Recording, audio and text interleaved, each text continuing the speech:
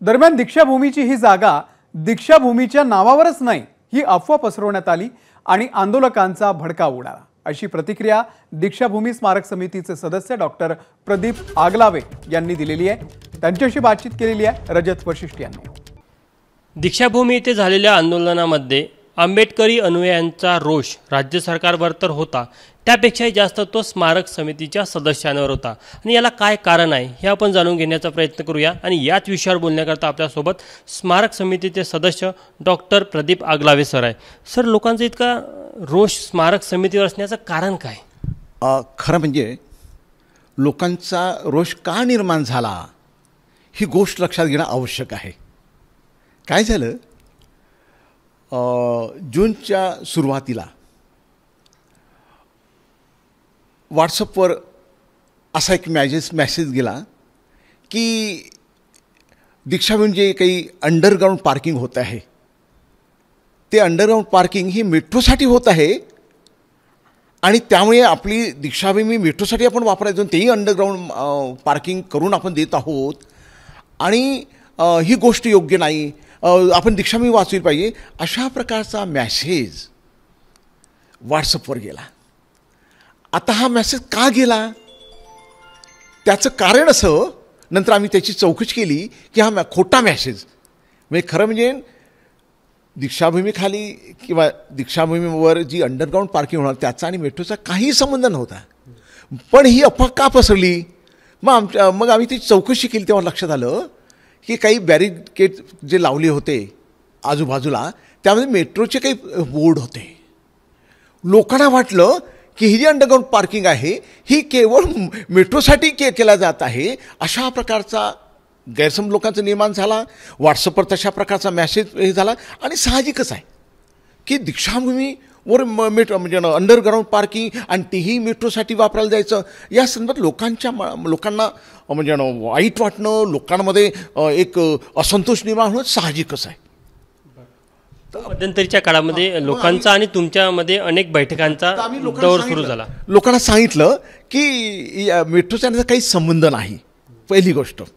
दुसरी गोष्ट, अजून एक असा मेसेज म्हणजे व्हॉट्सअप आला आणि सर्वत्र व्हायरल करण्यात आला। तो मेसेज असा होता की दीक्षाभूमीची जागा आहे ही जागा दीक्षाभूमीच्या नावावर नाही आहे, ती जागा म्हणजे अजून दीक्षाभूमीला मिळालीच नाही, अशा प्रकारचा खोटा मेसेज व्हायरल करण्यात आला।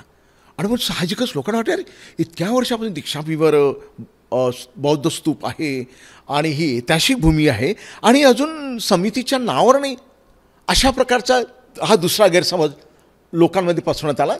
तेही आम्ही लोकांना सांगितलं की शहरामध्ये 7/12 नसतो। त्यांनी सांगितलं की 7/12 दीक्षाभूमीच्या नावावर आहे, तर आखी पत्रिका असते, आखी पत्रिका ही डॉक्टर आंबेडकर स्मारक समितीच्या नावावर आहे, त्यामुळे तोही मुद्दा नाही। मग लोकांना आम्ही हे सांगितलं लोकांना, मग लोकांना नाही ते ठीक आहे, पण अंडरग्राऊंड पार्किंग जर केलं तर म्हणे की इथे कोणी बांब ठेवला तर दीक्षाभूमीला धोका होऊ शकतो, अशा प्रकारची काल्पनिक गोष्ट करून ती अफवा पसरून आली। चौथी गोष्ट की दीक्षाभूमीचा स्तूप आहे त्याला धोका आहे, त्यानंतर बोधिवृक्षाला धोका आहे, अशा प्रकारचा सुद्धा गैरसमज मोठ्या प्रमाणात पसरण्यात आला आणि लोकांच्या भावना दीक्षाभूमी जुळलेल्या असल्यामुळे साहजिकच लोकांच्या मनामध्ये असंतोष निर्माण होणं साहजिकच होतं। तरीसुद्धा आम्ही लोकांच्या मनामधला हा संतोष दूर करण्याचा प्रयत्न केला, कारण की हा जो प्रोजेक्ट तयार करण्यात आला म्हणजे अगदी राष्ट्रीय स्तरावरचे जे आर्किटेक्ट होते त्यांनी हा प्रोजेक्ट तयार केलेला, त्यांनी सगळं म्हणजे मान्यता दिलेली होती आणि म्हणून हा काही म्हणजे दीक्षाभूमीच्या म्हणजे स्तूपाला धोका किंवा बोधिवृक्ष धोका असं काहीच नव्हतं, परंतु अशा प्रकारचे गैरसमज लोकांमध्ये निर्माण झाले आणि त्या गैरसमजाचा तो आक्रोश 1 जुलैला दीक्षाभूमीवर लोकांना पाहायला मिळाला। आणखी एक गोष्ट आपण लक्षात घेतली, पण तिथे लोकांना आम्ही आधीच भूमिका म्हणजे दीक्षाभूमी स्मारक समितीची जी भूमिका आहे ती भूमिका अगदी स्पष्ट होती। दीक्षाभूमी स्मारक समितीनं सुरुवातीला जेव्हा अशा प्रकारचा म्हणजे मेसेज लोकांमध्ये व्हायरल झाला, लोक त्यावर चर्चा करू लागले, तेव्हा 14 जून रोजी दीक्षाभूमीवर निवडक लोकांची आणि ज्या लोकांना काही प्रश्न आहेत त्यांची बैठक बोलावली। त्या बैठकीमध्ये सुद्धा दीक्षाभूमीच्या लोकांनी म्हणजे सदस्यांनी त्यांचं समाधान करण्याचा प्रयत्न केला आणि दीक्षाभूमी नेमकं काय काम होत आहे या संदर्भाची चित्रफितसुद्धा त्यांनी दाखवली. आणखी एक गोष्ट मला सांगूशी वाटते की हे काम सुरू होण्यापूर्वी 2023च्या धम्मचक्र प्रवर्तन दिनाच्या दिवशी जो मोठा कार्यक्रम दीक्षाभूमी होतो त्या ठिकाणी जो कार्यक्रम भाषणाचा कार्यक्रम होतो तिथे जाहीरपणे लोकांना सांगण्यात आलं की अशा प्रकारचा प्रोजेक्ट आहे. ती चित्रपट दाखवण्यात आलेली होती. जे या संदर्भातलं जे पत्रक आहे ते सुद्धा लोकांना वाटण्यात आलेलं होतं. म्हणजे लोकांना माहिती दिली नव्हती अशा प्रकारचं नव्हतं पण लोकांना ते लक्ष नसेल लोकांच्या लक्षात राहिलं नाही आणि म्हणून तो एकंदरीत लोकांचं असं वाटलं की आपली पवित्र दीक्षाभूमीवर असं व्हायला नको आणि म्हणून म्हणजे खरं म्हणजे गैरसमज पसरून लोकांच्या भावना हे करण्यात आलेलं आहे. हे गैरसमज कोण पसरत होतं किंवा हे जे मॅसेज आहे कोणत्या लोकांनी व्हायरल केले याचा शोध घेण्याचा प्रयत्न केला स्मारक समितीने. स्मारक समिती त्याचं एक पत्र पोलीस कमिशनरला दिलेला आहे किंवा दीक्षाभूमीला बदनाम करण्याचा हा कोणाचा तरी प्लॅन असू शकतो आणि मग अशा प्रकारे खोट्या गोष्टी म्हणजे सत्य गोष्ट असेल तर आम्हाला काहीच म्हणायचं नाही पण खोट्या गोष्टी आणि म्हणून कमिशनर पत्र की सायबर सेल जी आहे त्यांना पत्र दिलं सांगितलं शोध घ्या की ज्यांनी अशा खोट्या अफवा पसरल्यात की मेट्रोचा आणि दीक्षाभूमीचा काहीच संबंध नाही किंवा त्या अंडरग्राऊंड पार्किंगसुद्धा संबंध आहे तर त्या संदर्भात आम्ही त्यांनासुद्धा पत्र दिलं लोकांनासुद्धा समजलं की अशा प्रकारच्या या अफवावर विश्वास ठेवू नका आणि लोकांच्या लक्षातसुद्धा आलं की या खोट्या अफवा आहे.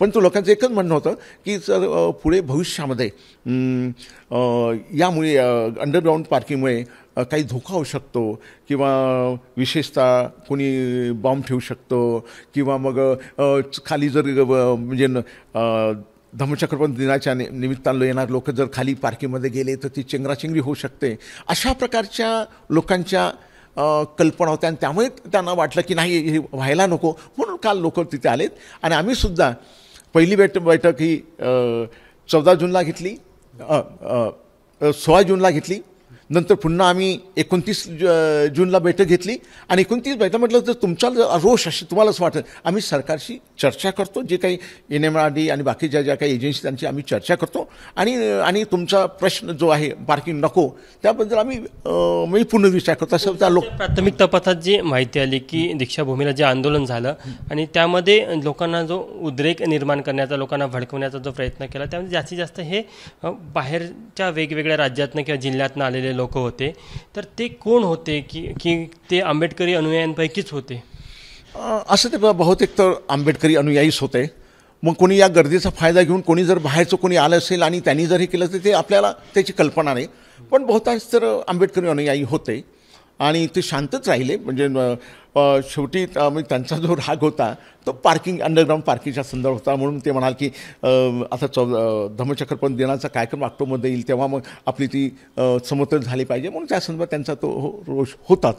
एक रोष असाही पाहायला मिळतो की विशेष करून समितीच्या कार्याच्या पारदर्शकतेवर कारण की लोकांना कळत नाही की समितीचं काम कशा प्रकारे चालतं इतक्या मोठ्या प्रमाणात देणगी येतात त्याचं काय होतं याला घेऊन देखील एक मोठा रोष लोकांमध्ये खतखत आहे. बघा की समितीचं काम जे आहे हे पारदर्शकच आहे. आता हा जो प्रोजेक्ट झाला त्या संदर्भात म्हणजे प्रोजेक्ट सुरू होण्यापूर्वी मागल्या वर्षी लोकांना त्याबद्दलची माहिती दिली चित्रफित दाखवली आणि इतकंच नाही तो लोकांना त्याची चर्चासुद्धा केली त्या संदर्भात जाहीरपणे. त्यामुळे हे जे काम सुरू होत आहे हे काम कशा प्रकारचं आहे याची माहिती आम्ही दिली नाही असं कोणी म्हणू शकत नाही. आता लोकांनी त्याकडे लक्ष दिलं नाही होऊ शकतं पण याची माहिती दिली आणि कोणत्या प्रकारचं इथे काम होणार आहे ते सुद्धा लोकांना 1 वर्षापूर्वी म्हणजे 2023मध्ये आम्ही सांगितलेलं होतं. अंडरग्राऊंड पार्किंगचं जे नियोजन होतं किंवा जी संकल्पना होती ही स्मारक समितीची होती की राज्य सरकारने दिलेल्या प्रस्तावामध्ये तशा प्रकारचा गोष्टीचा उल्लेख होता. असे की सध्याची पार्किंगवरती होत आहे 2.5-3 एकर जागा पार्किंगसाठी जाते आणि म्हणून जर ही जागा स्तूपाच्या आजूबाजू जागा लोकांना वापरायला असले इथे खुली जागा पाहिजे इथे आपल्याला झाडं लावता येईल लॉन आणि झाडंसुद्धा लावता येईल ही मागची कल्पना पूर्ण तुम्ही स्तूपाच्या आजूबाजूची जागा आहे ती मोकळी पाहिजे हा एक चांगला उद्देश या संदर्भात होता. आणि म्हणून मग पार्किंग कुठे करा रस्त्यावर आता जे लोक आहेत जे येणारे जाणारे लोक आहेत ते कुठे पार्किंग करतील म्हणून रस्त्यावर तर ठेवता आणि मोठे मोठे वाहनं आहेत आणि आता हे प्लॅनिंग जे आहे 40-50 वर्षाचा विचार करून केला गेलेला आहे. तर त्यामुळे लोकांची पार्किंग होते म्हणून अंडरग्राऊंड पार्किंगमुळे काय उद्देश म्हणजे काय त्याचं हे होतं की त्यामुळे वरची जी जागा आहे 2.5-3 एकर ती आपल्याला वापरायला मिळेल. हा एक चांगला उद्देश. आता त्याच्यामध्ये म्हणजे लोकांनी जे वेगवेगळे ऑब्जेक्शन घेतले ते ठीक आहे, पण तो हाच एक चांगला उद्देश त्या पाठीमागे होता. स्मारक समितीनेच हा प्रोजेक्ट दिला होता. स्मारक समिती आणि बाकी इंजिनियर लोकांची सुद्धा चर्चा, आर्किटेक्ट लोकांची सुद्धा चर्चा. ते म्हणा की आपल्याला असं होऊ शकतं, म्हणजे त्यांची चर्चा करून सगळ्या म्हणजे चर्चा करून हा निर्णय घेण्यात आलेला. राज्य सरकारची भूमी फक्त निधीपुरतीच मर्यादित होती. नाही, पण ते हे जे आहेत NMRD किंवा बाकीचं जेव्हा प्रोजेक्ट तयार झाल्यानंतर आपली जी VNIT आहे तिथले तज्ज्ञ लोक आहेत त्यांनासुद्धा त्यांची मान्यता घ्यावी लागेल की अंडरग्राऊंड पार्किंग याला हे योग्य आहे की नाही. त्यांनी मान्यता दिल्यानंतरच मग त्यावर मग शिक्कामोर्तब झालं. आता इतका रोष आणि राज्य सरकारने देखील त्याला स्थगिती दिलेली आहे. स्मारक समितीची आता पुढची भूमिका काय आहे? समिती अशी भूमिका राहील की धम्मचक्र प्रवर्तन दिन आहे लवकरच येणार आहे, तर त्या निमित्तानं लोकांना ती जागा वापरता आली पाहिजे म्हणून समतल करता येईल. हा एक मोठा प्रश्न आहे. दुसरी गोष्ट लगेच सरकारी अधिकाऱ्यांशी आणि जसं आपले मुख्यमंत्री फडणवीस साहेब म्हणाले त्यांच्याशी चर्चा करून लगेच एक बैठक बोलवण्यात येईल. आणि काल डॉक्टर राजेंद्र गवईसुद्धा म्हणे की आपण लवकर ती बैठक बोलणार आहोत. तर ती बैठक लवकर बोलावणं हे काम कसं मार्गी काढता येईल याचा प्रयत्न केला जाईल. आणखी गोष्ट की आता जो कॉन्ट्रॅक्टर आहे तर त्याची भूमिका महत्त्वाची आहे. तो कोर्टात जाऊ नये अशा प्रकारची भूमिका म्हणजे आपल्याला घ्यावं लागेल. त्यांचे समजावून आहे तर कोर्टात गेलं तर हे काम पूर्ण तसंच म्हणजे राहील. तर ते सुद्धा आता अनेक तांत्रिक मुद्देसुद्धा निर्माण होतील. तर ते एकत्रित बैठक करून आणि सरकारी अधिकाऱ्यांशी चर्चा करून ते आपल्याला सोडवता येईल. धम्मचक्र प्रवर्तन दिनाच्या आधी एक तोडगा काढता येईल. एक तर त्याला पूर्ण जमीन समतोल करता येईल किंवा त्या स्ट्रक्चरचं काय करायचं त्यावर एक निर्णय घेतला जाईल. अगदी बरोबर. म्हणजे त्याच्यापुढे आता निर्णय म्हणजे आता मी काही बोलू शकत नाही किंवा इतर कोणी काही बोलू शकत नाही. जेव्हा ही आपली मिटिंग होईल म्हणजे समिती त्यानंतर सरकारी अधिकारी NMRD आणि बाकीचे जे काही लोक आहेत आणि शासकीयसुद्धा जे अधिकारी आणि विशेषतः हे सगळं हाय पॉवर कमिटी असल्यामुळे त्याच्यामध्ये पालकमंत्री हे सुद्धा असतात. तर त्यांची चर्चा करूनच मग आपल्याला पुढे काय करतं म्हणजे तांत्रिक गोष्टी ज्या निर्माण होतील त्यावर कसा तोडगा काढता येईल ते आपल्याला करता येईल. शेवटला प्रश्न, समितीचे सदस्य म्हणून तुम्ही आंबेडकरी अनुयायांना काय आवाहन कराल? मी सर्व आंबेडकरी जनतेंना असं आव्हान करतो की दीक्षाभूमी ही केवळ आपलीच प्रेरणाभूमी नाही तर जगातल्या प्रत्येक व्यक्तीची प्रेरणाभूमी आहे. म्हणजे शोषित, पीडित, वंचित जो समाज वेगवेगळ्या देशामध्ये आहेत त्या लोकांची प्रेरणाभूमी आहे. हे ऐतिहासिक स्थळ आहे. हे केवळ हे भारतीय म्हणजे भारतातील एक महत्त्वाचं ऐतिहासिक स्थळ आहे, क्रांतिभूमी आहे. आणि ही क्रांतिभूमीचा जो दर्जा आहे तो दर्जा टिकून ठेवणं आणि या ठिकाणचं सौंदर्यीकरण करणं तसंच या जागेचं पावित्र्य टिकून ठेवणं ही सर्व म्हणजे सर्वांची आमची नैतिक जबाबदारी आहे. आणि म्हणून कुठेही दीक्षाभूमी च्या संदर्भात गालबोट लागणार नाही याची काळजी घेणं हे सर्व म्हणजे बौद्ध जनतेचं, आंबेडकर अनुयायांचं आणि प्रत्येक भारतीय नागरिकाचं कर्तव्य आहे असं माझं स्पष्ट मत आहे. आणि म्हणून दीक्षाभूमीचं पावित्र्य आहे. दीक्षाभूमीचं जे स्थळ आहे हे स्थळ आंतरराष्ट्रीय आंतरराष्ट्रीय ख्यातीचं असल्यामुळे त्या संदर्भात आपण त्या दृष्टीनं बघितलं पाहिजे असं मला वाटतं. ते डॉक्टर प्रदीप आगलावे त्यांनी सांगितलं की एक मॅसेज म्हणजे सोशल मीडियावर ज्या अफवांचे मॅसेज पसरतात आणि मग त्यातनं कशाप्रकारे आंदोलन उभं राहतं आणि ते आंदोलन कोणत्या टोकाच्या भूमिकेपर्यंत जातं हे आपल्याला दीक्षाभूमीच्या आंदोलनातनं पाहायला मिळालं. कॅमेरामॅन व्यंकटेश नायडूसह तुषार कोहळे, ABP माझा, नागपूर. ABP माझा, उघडा डोळे बघा नीट.